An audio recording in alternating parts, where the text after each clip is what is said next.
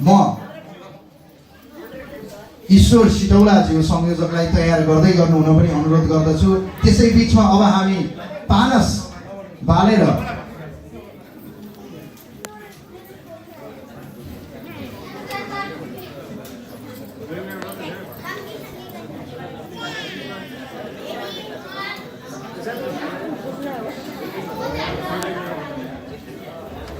अब हामी आफ्नो पहिचान आफ्नो संस्कृतिलाई जगर्ना गर्ने उद्देश्यले नै यसलाई एउटा सहायक बनाउँदै गरेको हुनाले सुरुमा ससम्मान आफ्नो देशको राष्ट्रिय गानको धुन बजाइदिनु हुन म साथीलाई अनुरोध गर्न चाहन्छु र हामीले सर्वप्रथम नेपाली राष्ट्रिय गान बजाउनेछौँ।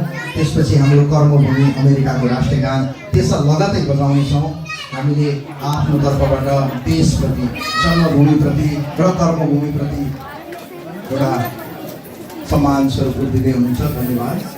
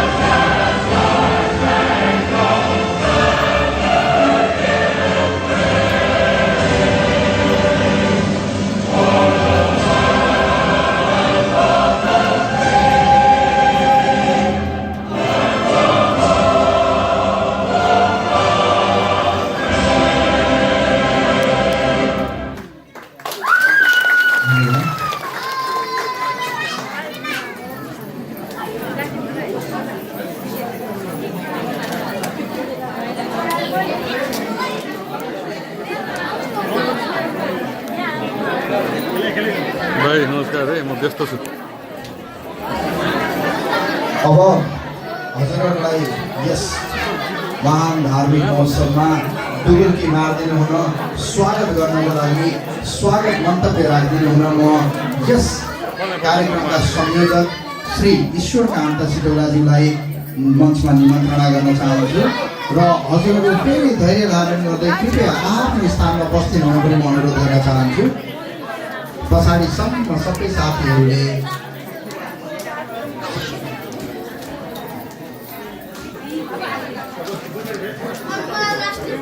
हेलो नमस्कार सबैलाई।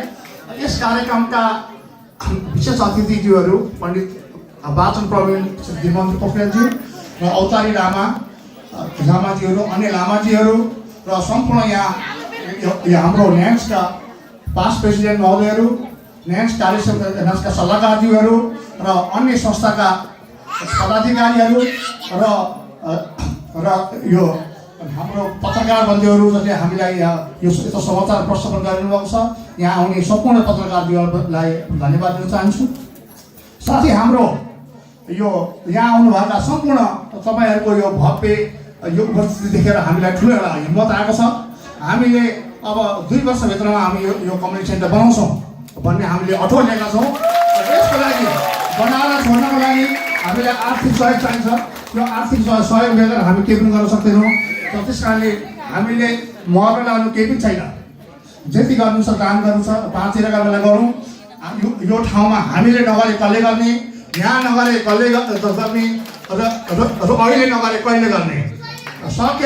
सक्नेले धेरै गरौँ, नसक्नेले थोरै गरौँ, तर हामी केही न केही गरौँ र 2 वर्षभित्रमा हामी कम्युनिटी सेन्टर बनाऊँ र यस्ता कार्यक्रमहरू हामीले आफ्नो कम्युनिटी सेन्टरमा गर्न पाऊँ। यसको लागि म सम्पूर्ण महानुभावहरूलाई, दाताहरूलाई, ज्ञात अज्ञात दाताहरू जहाँ अहिले हामीले अनलाइन हेर्दै हुनुहुन्छ, आइदिएर आफ्नो मन खुला गरिदिनु होला र यहाँ आएर जुन हामीले हिम्मत दिनुभएको छ सम्पूर्ण आउने महानुभावहरूलाई पनि म धन्यवाद दिन चाहन्छु। र साथै यसै कार्यक्रममा मेरो आमाको अब 1 वर्ष पुग्न आएको छ। अब हामीले दान यहाँबाट सुरु गरेर कारण गर्ने, यस कारणले म यसै कार्यक्रममा अब म यो पुण्यतिथि को उपलक्ष्यमा म 5555 दान गर्न चाहन्छु। यो मेरो एउटा घोषणा भयो आज र सम्पूर्ण एउटा सबैलाई यसरी म सहयोग गरिदिनु पनि अपिल गर्दछु। धन्यवाद।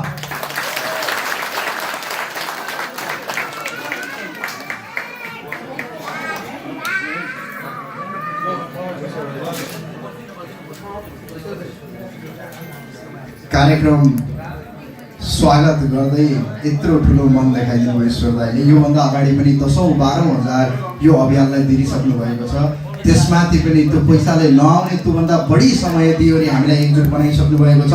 हामीलाई अगाडि आएर यसरी प्रोत्साहन दिँदै सक्नेले धेरै गरौँ, नसक्नेले थोरै गरौँ, गर्न चाहिँ आवश्यक सबै मिलेर गरौँ भन्ने अभियानलाई उहाँले मूर्त रूप दिने अठोट उहाँको स्वागत भाषण पनि दिइसक्नु भएको छ। यसै कुरा गर्दै मैले हाम्रो यो अभियानलाई साथ दिइरहनु भएको हाम्रा केही लोकल साथीभाइहरूलाई पनि हामीलाई दिनुभएको प्रोत्साहन स्वरूप हजुरहरूलाई सम्मान गर्दै हजुरहरूको तर्फबाट 5वटा पानस बत्ती यहाँ राखिएको छ। हजुरहरूले त्यस पानस बत्तीको प्रज्वलन गर्दै हाम्रो समुद्घाटन कार्यक्रमलाई सुरु गरिदिनु हुन म अनुरोध गर्न चाहन्छु। मैले हाम्रो समुदायबाट 5 जना सधैँ अविरल रूपले हामीलाई साथ दिनुहुने, हामीलाई हिम्मत दिनुहुने र यस अभियानमा समुद्घाटनमा सहयोग गरिदिनु हुने साथीहरूलाई म यहाँ आमन्त्रित गर्न चाहन्छु। मैले यति गर्दै गर्दा हाम्रा उपवाचक ज्यूले पनि स्वस्ति वाचन गर्दै जानुहुन्छ र मैले मेरा अग्रजजीहरूसँग सल्लाह गर्दै पानस बत्ती बाल्दिनु हुन यस समाजका म आजको लागि 5 अग्रजहरूलाई म अगाडि बोलाउन चाहन्दैछु। उहाँहरूले हामीलाई दिनुभएको निरन्तर हिम्मतको कदर गर्दै पनि यो सम्मान हो। यज्ञलाल श्रेष्ठज्यू, पूर्ण शेर्पा दाई,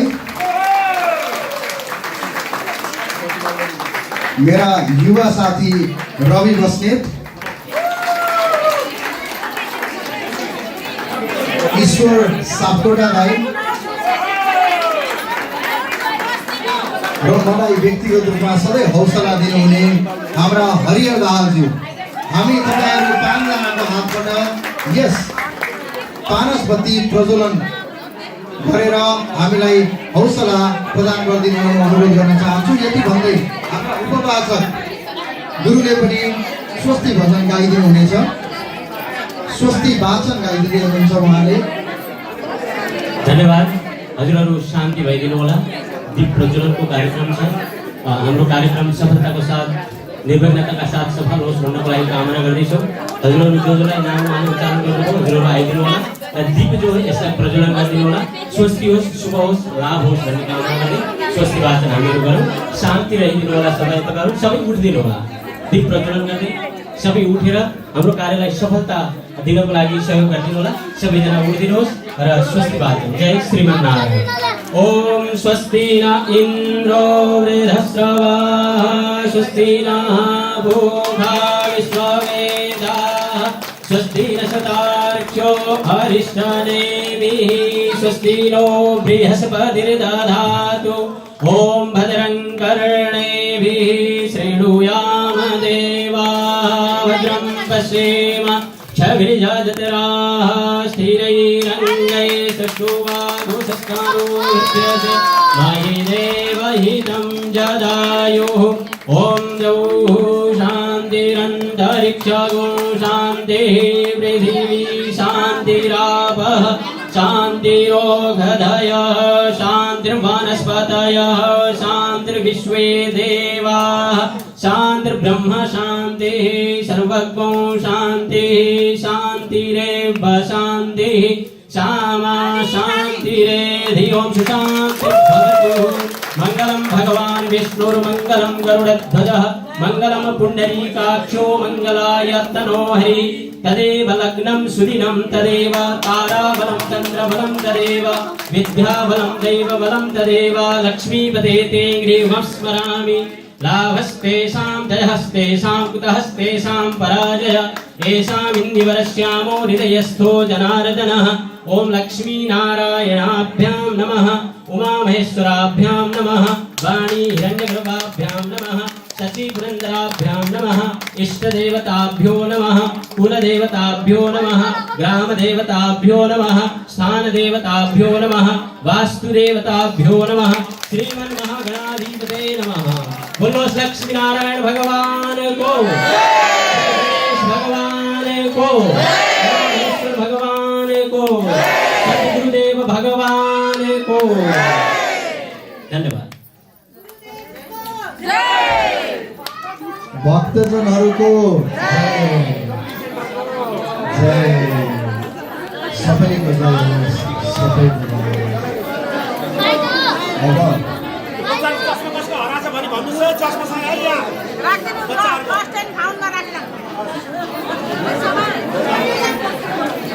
अब फेरि हामी अगाडि भएका भक्तजनहरूको बसेर पछाडि भएका भक्तजनहरूलाई पनि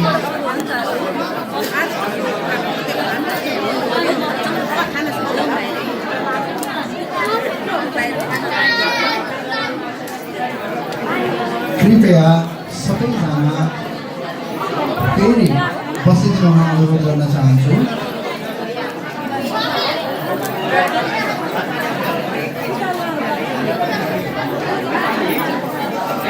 अब मैले अघि भने जस्तो यस नेपाली कम्युनिटी सेन्टर बिहाबाट जुटेका 11वटा सङ्घ संस्थाहरूको तर्फबाट आयोजकको तर्फबाट यस कार्यक्रमको उद्देश्यमा प्रकाश पार्दै आयोजकको तर्फबाट समस्त भक्तजनहरू समाजका अग्रजहरू र हामीलाई प्रत्यक्ष प्रसारण हेरिरहनुभएका संसारमा रहेका सम्पूर्ण भक्तजनहरूलाई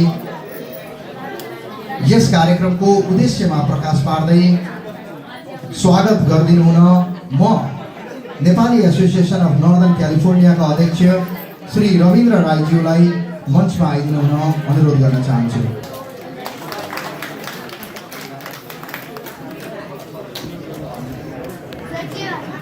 यस धार्मिक सभाका चाहिँ आदरणीय प्रमुख अतिथि वाचन प्रवीण श्री दीनबन्धु पोखरेज्यू, त्यस्तै यस सभाका आदरणीय अतिथि सातो अवतारी लामा रिम्पोछेज्यू, त्यस्तै लामा केन्दी लामाज्यू, त्यस्तै देशमा आसीन हुनुभएका गुरुहरू, सम्पूर्ण आसीन हुनुभएका आदरणीय अग्रज गुरुहरू, साथै यस नेपाली एसोसिएसनका भूतपूर्व कार्य समितिका आदरणीय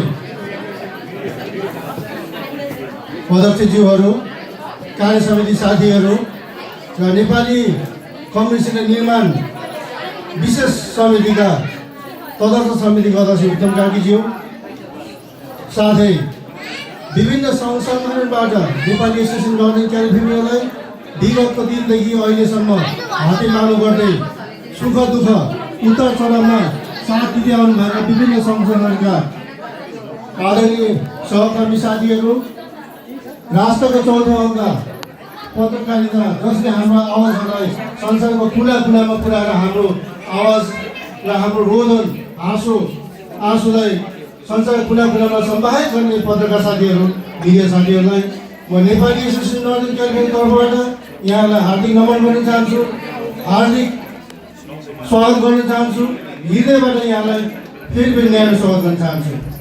नेपाली एसोसिएसन नर्दन क्यालिफोर्नियाले 1994 मा स्थापित भएदेखि धेरै आरोह अवरोहहरू थप्दै आएको छ। म 2002 सालमा अमेरिका आउँदाखेरि यस भेगमा नर्दन क्यालिफोर्निया मात्र एउटा सङ्गठन थियो नेपालीहरूको सधैँ नेपाली संस्कार र कल्चरलाई सधैँ संवर्धन गर्ने संस्था थियो नेपाली एसोसिएसन नर्दन क्यालिफोर्निया। म त्यसका धेरै नै खुसी हुन्थेँ कि यहाँ नेपालीहरूसँग म भर्खर प्रदेशमा आएको मान्छे नेपाली एसोसिएसन नर्दन क्यालिफोर्नियाले जुन हाम्रो आवाज र हाम्रो संस्कार र संस्कृतिलाई संरक्षण गर्दै नेपालीहरूलाई एउटै झन्डा एउटै छातामुनि उल्टनलाई बाँध्नलाई सफल भएको थियो। त्यस्तै गरी मेरा अग्रजहरू 2010 सालमा जब नेपालीहरूको सङ्ख्या बढ्दै गयो, नेपालीहरूको नाक बढ्दै गयो, नेपालीहरूको पीर दुःख बढ्दै गयो, तिनीहरूको घाउमा मलम लगाउनको निम्ति नेपाली एसोसिएसन नर्दन क्यालिफोर्नियाले एउटा अवधारणा अगाडि सारेको थियो। त्यो अवधारणा भनेको नेपाली कम्युनिटी सेन्टर, जसले अझ तदारुका साथ अन्य सङ्गठनहरू मिलाएर नेपालीहरूको परेको बेथा पीर मकामा मलम लाग्न सक्छ भन्ने अवधारणालाई 2011 सालमा तत्कालीन यस संस्थाका अध्यक्ष थियो आदरणीय हाम्रो कार्यसमिति सल्लाहकार श्री घनप्रसाद दवाडीले एउटा यस्तै सप्ताह गरेर ठुलो धनराशि उठाउनु भयो। उहाँलाई म हृदयदेखि धन्यवाद दिन चाहन्छु। त्यस्तै 2009-10 सालमा तत्कालीन यस सङ्गठनको अध्यक्ष श्री नारायणज्यू, जसले यो एउटा अवधारणा नेपाली कम्युनिटी सेन्टरको अवधारणा अगाडि बढ्नुभयो, उहाँलाई पनि म नमन गर्न चाहन्छु। उहाँलाई म धेरै धेरै धन्यवाद दिन चाहन्छु। त्यस्तै गरी पछिल्ला कार्य समितिका साथीहरू अध्यक्षहरूले त्यस्तै गहनीय काम गर्नुभएको छ, जसले हामी सराहनीय गर्छौँ। म उहाँलाई धेरै धेरै धन्यवाद दिन चाहन्छु। हामीले अहिले आएर यो अवस्थामा मेरो कार्य समितिले हजुरहरूले दिएको बाटो देखाउनु भएको बाटाहरूलाई, उद्देश्यहरूलाई, लक्ष्यहरूलाई र यहाँले दिनुभएको ठुलो सहयोग, आर्थिक सहयोगलाई हामीले संवर्धन गर्ने आज हामीले एउटा सानो जग्गा लिन सफल भएछौँ। त्यसको निम्ति यहाँलाई म नमन गर्न चाहन्छु। आदरणीय आर्थिक सहयोग गर्नुहुने सम्पूर्ण नेपाली दाजुभाइ दिदीबहिनीहरू र नेपाली एसोसिएसनहरूलाई सहयोगको रूपमा तपाईँले जुन ठुला हृदयसँग चाहिँ आर्थिक सहयोग पुर्याउनु भयो, जसको फलस्वरूप हामीले एउटा सानो जग्गा ल्याएको छौँ।